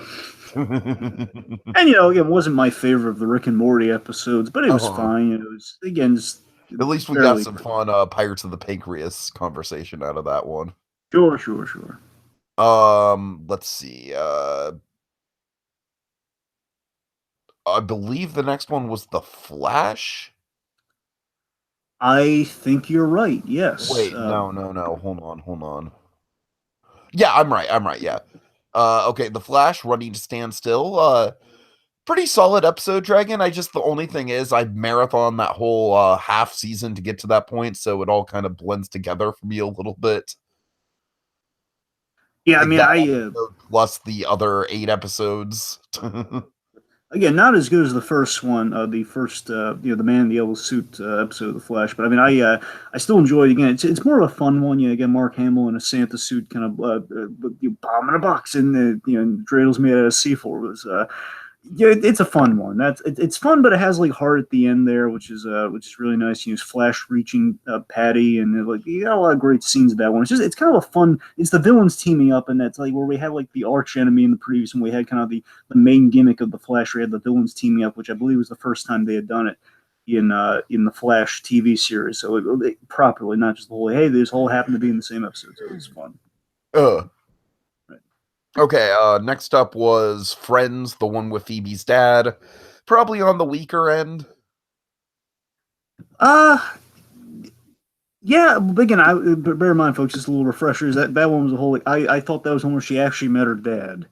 But yeah, the Friends episodes with Christmas are really kind of downhill after the holiday armadillo. You can't really reach that zenith with the Friends kind of holiday, with the Friends Christmas Unfortunately, specials. I mean, unfortunately, again, I'll say this though. Again, it could have been a lot worse. I mean, the worst thing about it for me was just the whole like we had to deal with like the Ross and the Rachel of Ross and yesteryear Rachel stuff. thing, yeah, yeah. But again, aside from that was pleasant. I love the Joey and Chandler stuff. That was really solid. So again, Phoebe's story was nice. It just wasn't what I thought it was going to be. But again, it could have been a lot worse, but it was fine. Uh-huh. Okay, and of course, the great Arms Akimbo in Arms Way. I mean, the base. Oops. The bases are loaded on this one, but I mean, for my money, probably the best one of Christmas in July.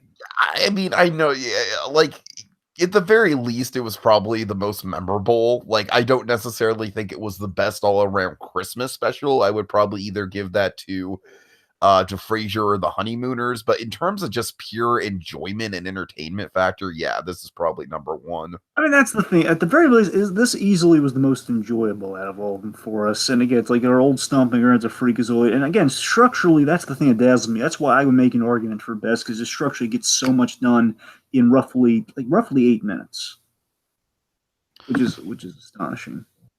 All right, probably the thing that we should be most proud of this I season is the Harley Quinn and the Joker versus the Real World pitch. It's kind of a Christmas miracle that one came together as well as it did. Yeah, and that one we had a live audience for it. I was manning the chat. We did a little fun after show afterwards. That was a great time. Yeah, and again, the first time we've ever pitched something for Christmas in July versus just kind of pitching a Christmas, TV pitch. Uh-huh. So yeah, The Goldbergs, Hanukkah solo. Honestly, Dragon, a lot of fun. Like, I honestly probably like this episode a little bit better than the one we covered last year.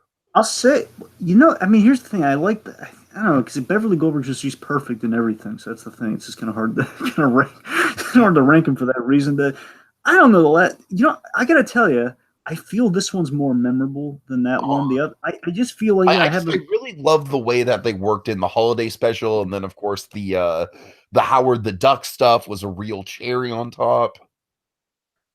I'm sorry. I'm gonna go as far as to say this. I think this one's a better like one shot than the other one was. The other one was kind of a Frasier thing where you kind of need to get the gist of the show if you're going to do that one for your first time. This one, I think, if you knew nothing about the show, I think you kind of get it. Which is funny because, of course, I accidentally watched this the first time, and so I kind of did get that kind of primer on the characters before going into the actual episode we did. I mean, possibly the most inventive of the one of the most well written and definitely most inventive and making the most of like an offshoot of the holidays with the holiday special, which again technically is not. It's so funny. Like technically, it's not a Christmas special because of the holiday special, and we also have Hanukkah in there, so we have two very non-Christmassy holidays. Okay, Jackie Chan Adventures, a Jolly J-Team Christmas. Honestly, one of my personal favorites, Dragon. This one was kind of firing on all cylinders. This is how you do a cartoon Christmas special. Yeah, yeah. Again, the very this was that was probably shorter Freakazoid, probably the most nostalgic. Probably. Yeah. Let's see. I guess. Well, again, it's really again. You're right. It's just again, Jackie didn't have as much to do as I remembered him doing, but again, it was delightful. Toru in a Santa suit. I mean, you can't go wrong. All in the Family, Bogus Bills, maybe not as emotionally resonant or politically charged as some of the other ones we've covered, but a lot of fun, and at the very least, probably a better episode than Christmas at the Bunkers. So we only have one All in the Family left, right? I mean, in the grand scope of things, yes. And then we get into if we can find like spin-offs and everything. I mean, I know the Jeffersons has to have a Christmas special, so I mean, it's. Okay, and of course, Dragon, there has to be a bottom of the barrel, and I think the bottom of the barrel this year was Holly Jolly Jimmy. Yeah, this year. Again, folks, I swear, Holly Jolly Jimmy, I completely forgot about how disappointing that one kind of was. I mean, look, I had fun with it at the very least. You know me, Dragon. I always like a good cringe fest. Point is, it was at least the Inspector Gadget Christmas we did years back is that's kind of our low standard, I guess. And that was like the Inspector Gadget Christmas special was this bland, and Jimmy was like outwardly offensive. So I'm not sure which one is worse. I want to say the Inspector Gadget one is worse for being bland, because at least Jimmy Neutron inspired an emotion out of me. Right, and again, the gist of the problem with Jimmy Neutron is they had really flawed problems in the episode. I completely forgot about. I guess I remember like the ending of it. The ending was like, oh man, that's a seasonal ending. That's what I was thinking of re-experiencing. I was like kind of horrified at 2 points. I was like, oh my god, Wouldn't no. it be funny if like Fraiser was a similar circumstance where like Fraiser and Niles were just total assholes the whole episode leading up to No, no, believe me, that'd be an impossibility for Frasier. Come on, it?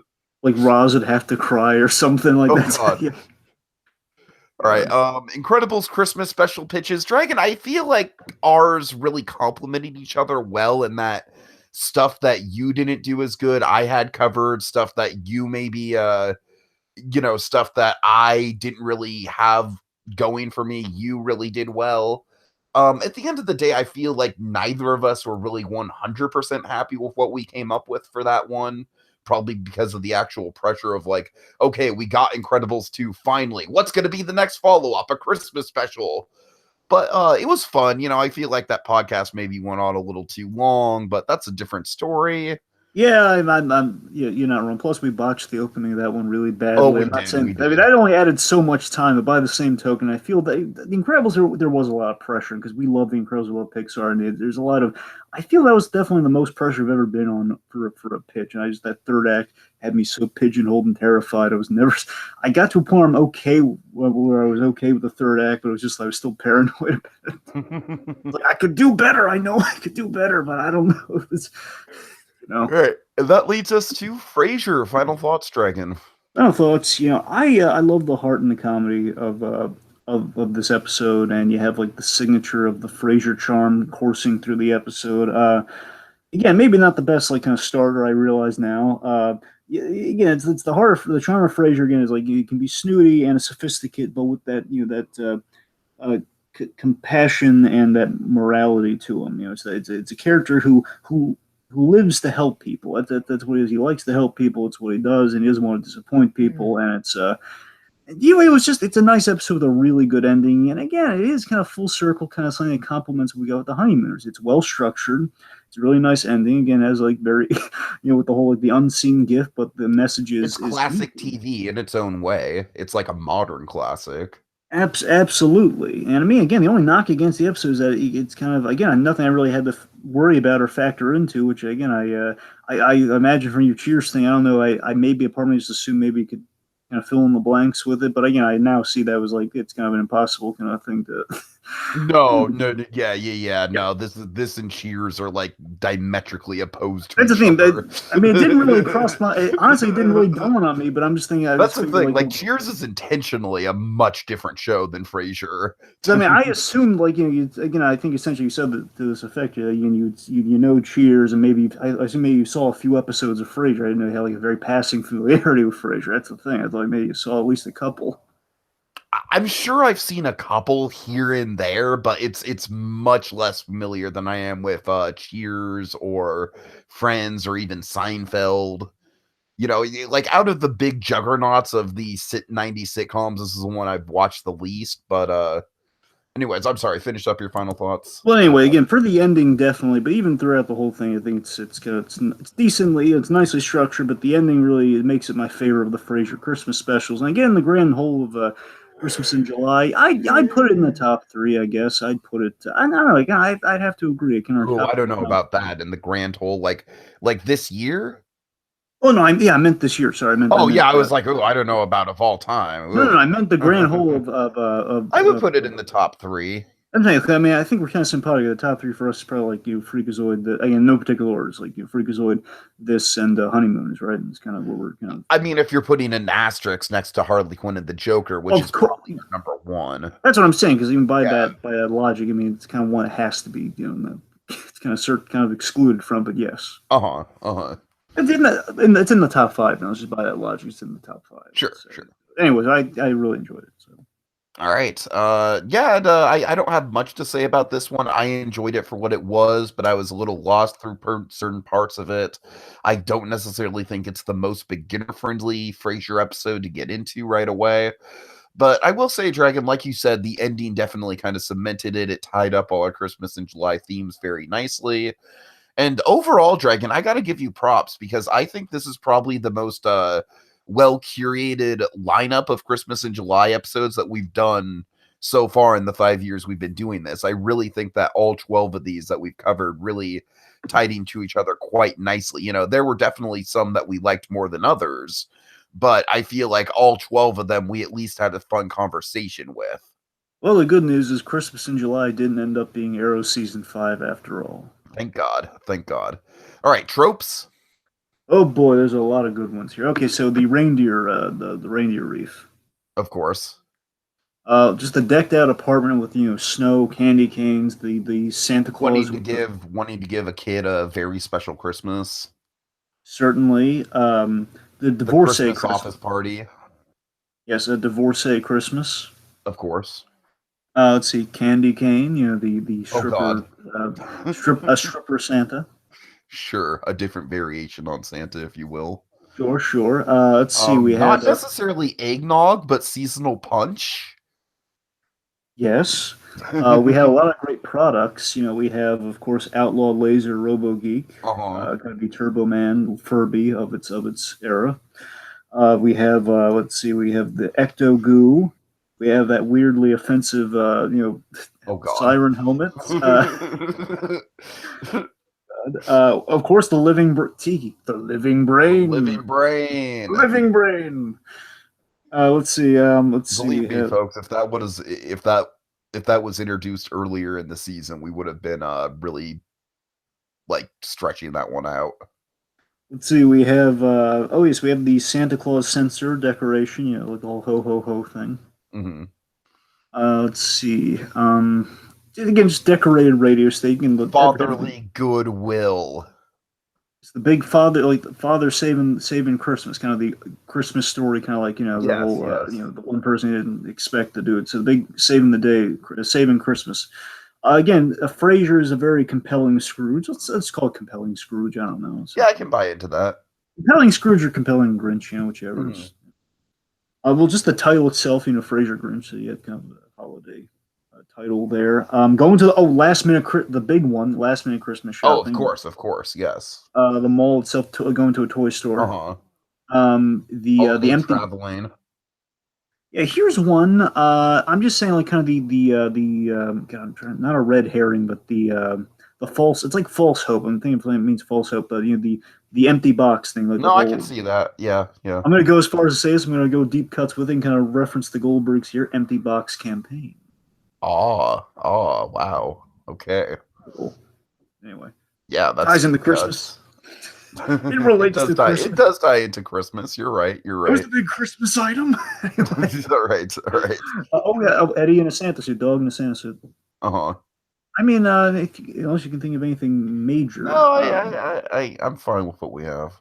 All right, so boy, oh boy, folks, Make this short, Dragon. Oh man, okay, fine. I know it's the last one, but it's like we're already like a little over time. Like, just look, do what you want to do. All right, just I don't want to escalation. No, do what you want to do. All right, do what you want to do. Go for it. All right. I don't want to clip your wings, man. Go for it. Fly, Dragon, fly. Like the little goat herd, I think we've all learned a little something about tropes this fine holiday season. Folks, I mean, seriously, in all seriousness, folks, we've gone through all these wonderful tropes. I mean, Frasier was filled to the brim with like a lot of very interesting tropes, and again, I feel like a well-worn shoe. And Tiki, I tell you, we go through all these tropes. It feels like that warm holiday niche that we've carved out for ourselves 5 years and counting, and it's just, oh my god, it's so wondrous. It's so great looking at these tropes, and I just wish we had a microscope, not to look at rat hair in our hot dogs, but if only we had a microscope, and if only we could capture the spirit of Christmas, maybe an element that was in Act 1 of the episode on a Santa hat. Maybe if we could just take those two elements and we could fuse them together in a real catchy saying, something that sounds kind of catchy and highfalutin, like Cafe Nervosa or the Living Brain, something like that. But I mean, we need something that kind of screams kind of Cafe Nervosa. But for a show name of like when we compile all these tropes at the end, because it's so fun and delightful. We need to honor and respect the show. I mean, we need something that's gonna that's going to reflect all the hard work, sweat, and tears, the welcome creativity that we've just been pumping through all these episodes. I mean, Tiki, we've reached the very end. Tiki, will you please honor the great John Mahoney and the Martin Crane character? Will you save us this holiday season, this summery holiday season on Christmas and July? Will you get us the outlaw laser robo geek solution in the room here, man? Will you please save the day? We need you to save Christmas. Can you help us, please? Yeah, let's put the mistletoe underneath the microscope. Next season on Christmas in July. July. La la la la La la la la la la la la la la. la. Good night, Seattle. We love you.